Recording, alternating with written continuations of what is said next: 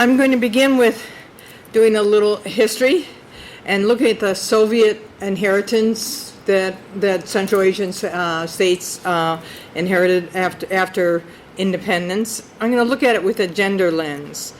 You all know that history, so I'm just going to emphasize a couple of things that I think are very relevant to the issues here.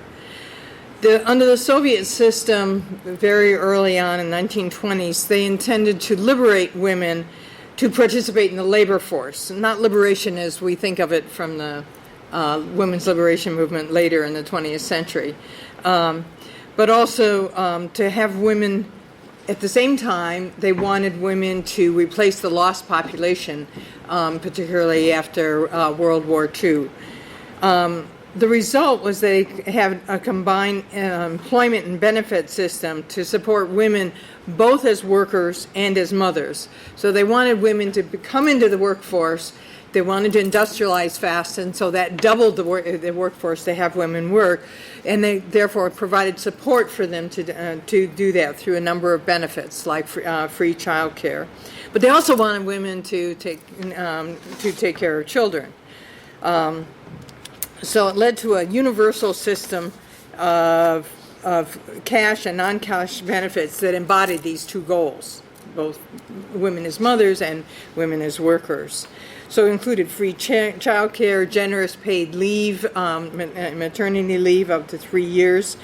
There were up to 10 different benefits for mothers during the Soviet times. In addition, although wages were low, there was a subsidizing of consumer necessities like food and fuel, housing, and everyone was more or less guaranteed a job. Now, some of those jobs are structured so that women could combine these things, like working only 6 hours a day. That was true for university professors and teachers, many hospital workers, doctors.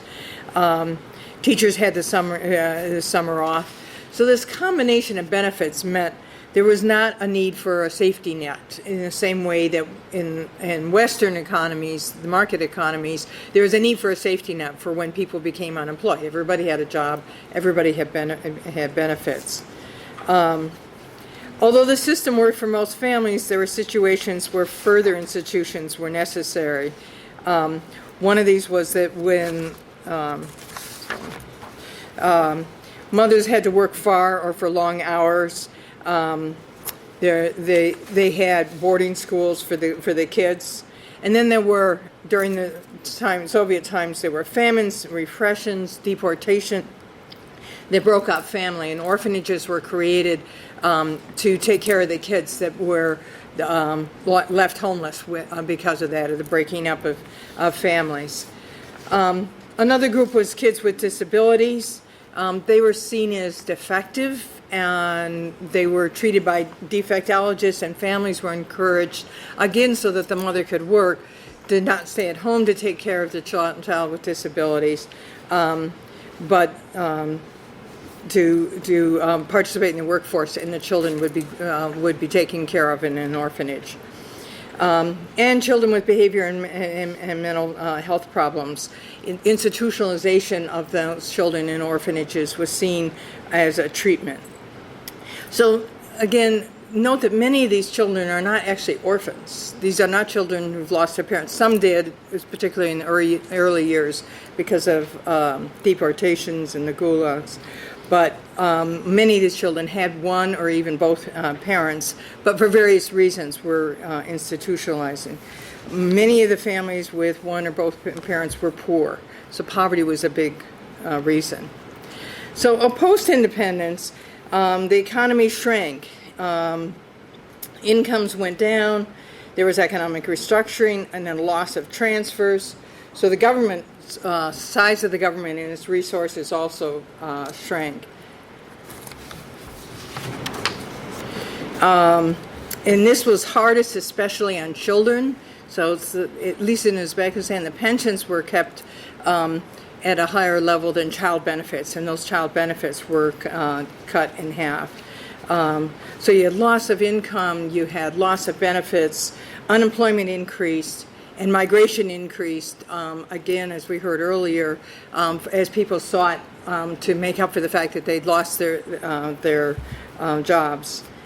At the same time, there are demographic trends, particularly in Uzbekistan, of a high birth rate. Population increased 50% between 1990 and 2014, and yet also remained very rural, so that the cost of having large families wasn't felt by as many families. Employment, of course, shifted from public to private, and of course what happened then was that they lost a lot of related benefits. For example, under the Soviet system, everybody worked for a government enterprise, and so if you got divorced and you had child support, money was just transferred from the father's account to the mother's account. And that worked pretty well to provide child support. It was guaranteed. Once you stop working for the public enterprises, that system is gone. So these kinds of benefits and systems that worked under socialism were lost. The free child care, all those child care centers was lost. You still had maternity leave, but the amount of money that you received during that time was not very much, so that many families were no longer able to, mothers were no longer able to take that time off. But the birth rate continued to be high, so that meant less per capita, less per child money, and increased domestic obligations from the parents. All of this meant for increased vulnerability, especially for single mothers who were more supported under Soviet times. Migration and unemployment led to a lot of family breakup, and the kids would be shifted. And you saw a little bit in the film, they'd be living with grandmothers, and then grandmothers would get sick or couldn't take care of the kids as they got older and maybe more difficult. No child support, the child support enforcement disappeared. As a response to all of this, there's the development of social welfare institutions post-independence, and I'm going to talk about 3 institutions. The first one is the Mahalla, and somewhat different than what was described for Tajikistan. The Mahallas were not a separate private institution. They became incorporated into the government, and in a sense were the lowest level of the government. So instead of being a separate institution that developed to deal with the fact that the government was not providing resources, the government used the Mahallas and uses them in Uzbekistan to distribute social welfare benefits.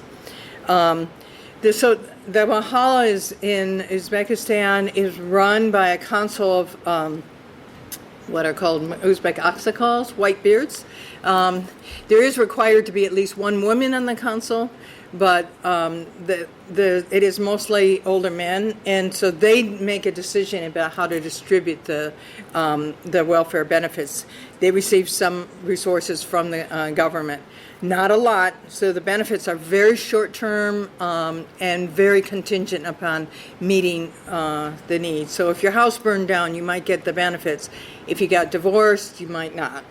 If in the view of the Mahalla people that you were worthy of receiving the benefits. There are 4 paid people in each Mahalla, and the rest are volunteers. So it looks a lot like in the West what we call the overseers of the poor.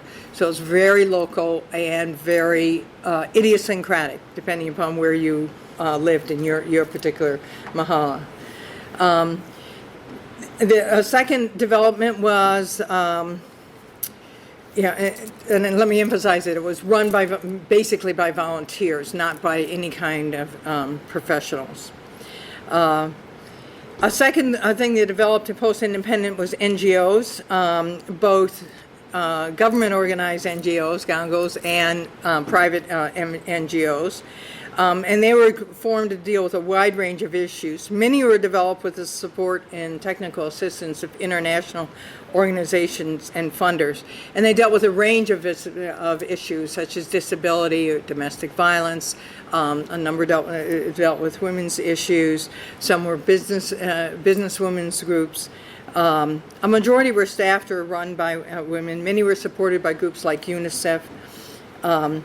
Others were outgrowths of the Women's Committee, which existed in the Soviet Union and continued, including at the local level. They often didn't provide direct services, but they tried to help government innovate and develop programs. Some of them did things like promote microenterprise development. Unfortunately, a lot of these, particularly in Uzbekistan, were restricted in the mid-2000s, and so the number of those NGOs has decreased. There's still several international NGOs working with local groups and working with the local organizations. A third thing that developed post-independence was social work and a professionalized social work profession. Social work as a profession is new to contemporary Uzbekistan as it is to all of the former Soviet Union. One of the things that happened with the creation of a market economy was the need for more help for vulnerable groups of people, a new specialty that will deal with people who were not mentally ill, but at the same time had various kinds of problems, or their children have various kinds of problems. It began with the initiative of a group called the National Team, which was professionals, academics, and some people working in some of these organizations. They got help from a Russian university, Saratov State Technical University, which had also begun social work, and working in partnership with UNICEF, with academia, with local government. And these international NGOs began to sponsor programs towards developing both a profession and a social work system, including academic training. They developed professional training in university.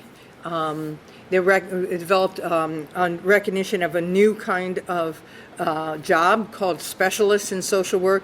Before that, what was called a social worker was basically what in America we would call a home health aide or a home aide, someone who came and helped an elderly person or a person with disabilities. And you didn't even need high school degree to do that. It was just basically a helper. So to develop a professionalized one, they developed a different name for it and developed a degree.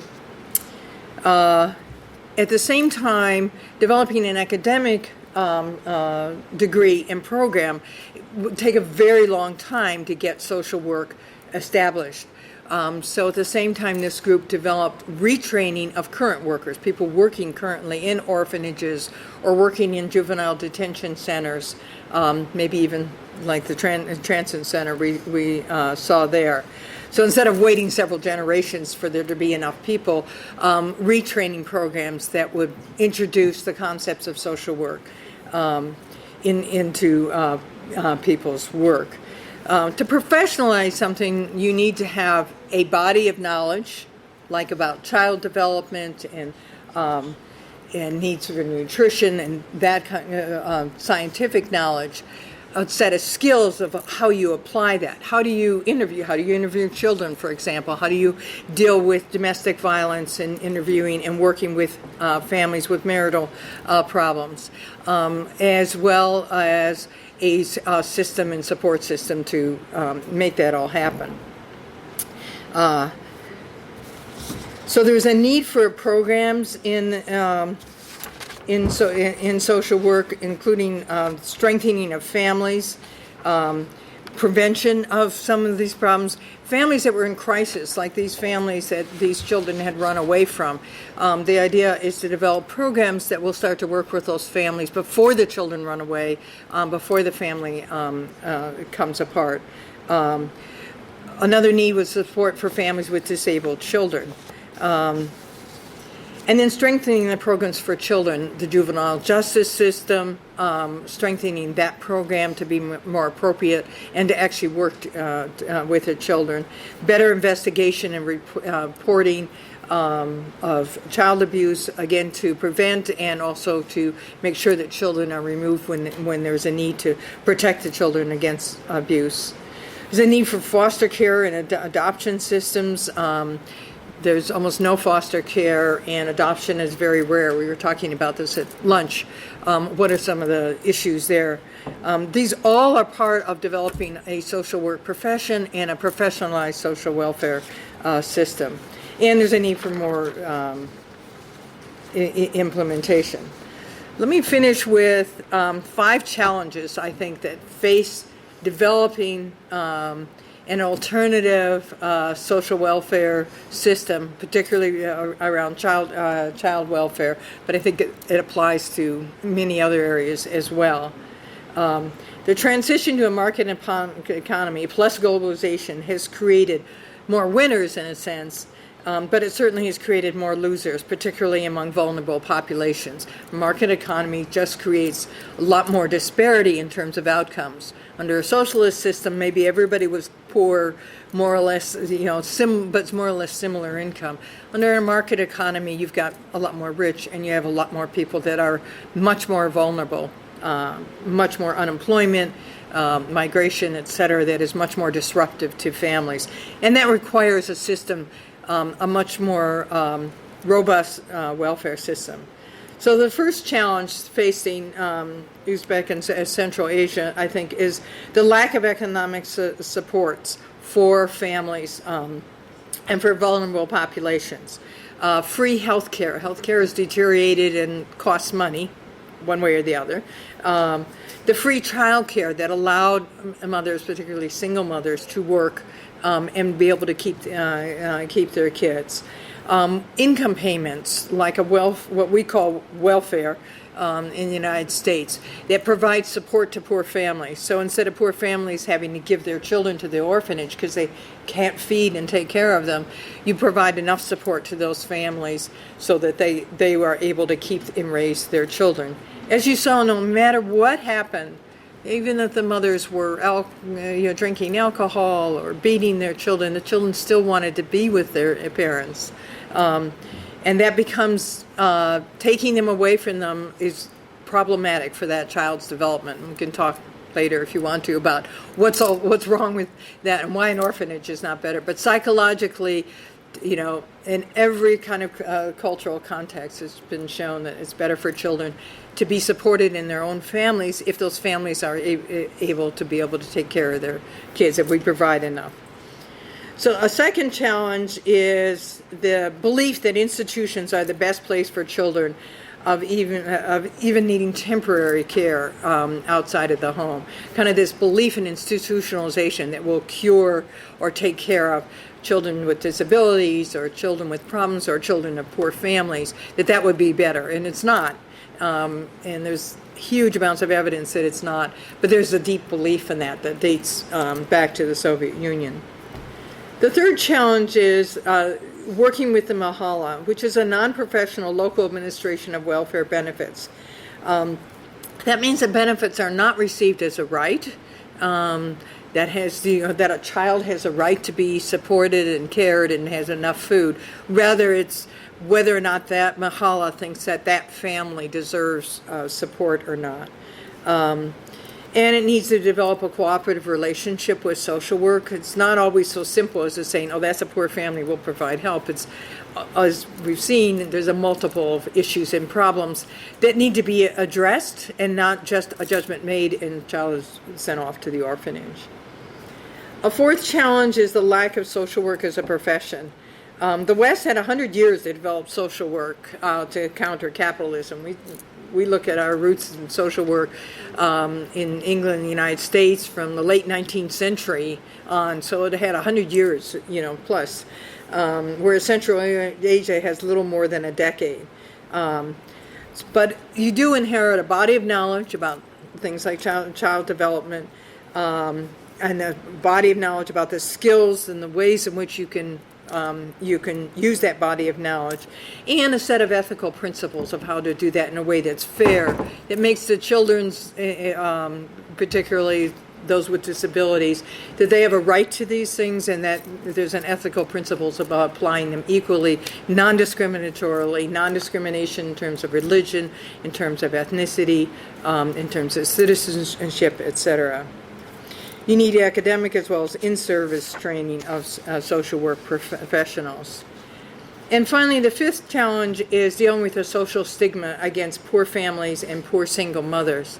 Poor families generally and poor single mothers are seen as inherently incapable of being good parents. And most of the data suggests that the problem that poor families face and poor single mothers face is being poor.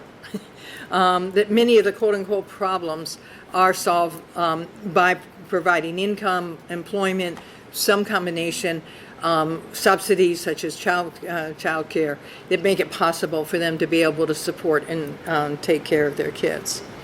So that's the 5 challenges that face trying to get from here to there, from a system of orphanages and institutionalization to a system where children can stay with their families, or if they can't stay in their own families, to stay with foster families, and or if they are truly orphans to be adopted out.